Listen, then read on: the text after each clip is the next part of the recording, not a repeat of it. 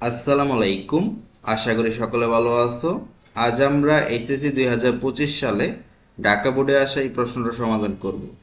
দেখো, এখানে উদ্দীপকে দেওয়া আছে পরীক্ষাগারে একটি ইঞ্জিন 500 কেলভিন তাপমাত্রার উৎস হতে 1000 জুল তাপ গ্রহণ করে এবং 300 কেলভিন তাপমাত্রা গ্রাহকে 600 জুল তাপ বর্জন করে। আমাদের গ নম্বর প্রশ্ন হলো তাপ ইঞ্জিনটির দক্ষতা কত। তো দক্ষতা বের করার সূত্রটা তোমরা সবাই জানো যে eta equal to 1 - Q2 divided by Q1 into 100%।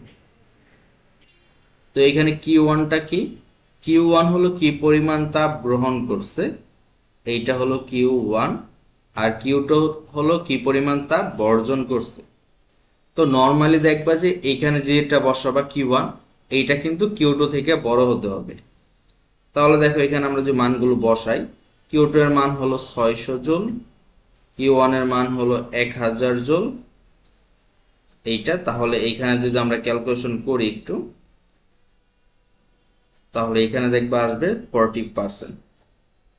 তো এইটা হলো আমাদের তাপ ইঞ্জিনটির দক্ষতা।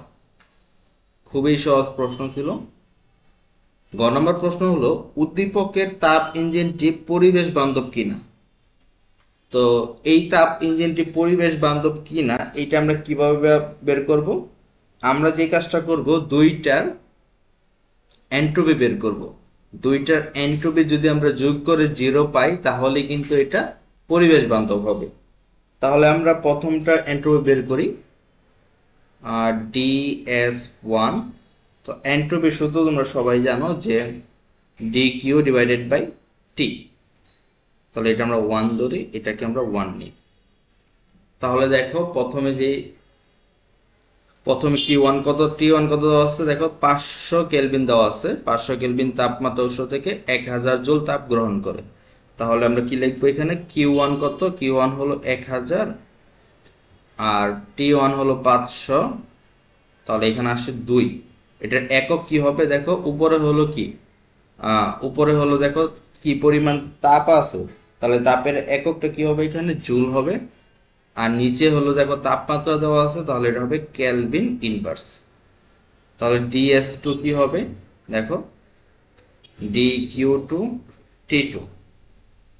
এখানে দেখো দেওয়া আছে তাপ বর্জন করে, যেহেতু বর্জন করে তাই এখানে আগে একটা মাইনাস হবে। তাহলে DQ2 এর মান হলো, দেখো এখানে দেওয়া আছে 600, নিচে হবে কত তাপমাত্রা? 300। এটা আসে -2 জুল কেলভিন ইনভার্স 1। তাহলে আমরা DS1 DS2 পেয়ে গেছি। তো এগুলো এখন আমরা জাস্ট নর্মাল যোগ করে দিব। তো DS1 প্লাস DS2, তাহলে 2 - 2 ইকুয়াল টু 0। তাহলে দেখো আমাদের এখানে এন্ট্রপি যে পরিমাণটা এখানে 0 আসছে, সুতরাং আমরা এখানে বলতে পারি যে তাপ ইঞ্জিনটি পরিবেশ বান্ধব। আশা করি বুঝতে পারছো।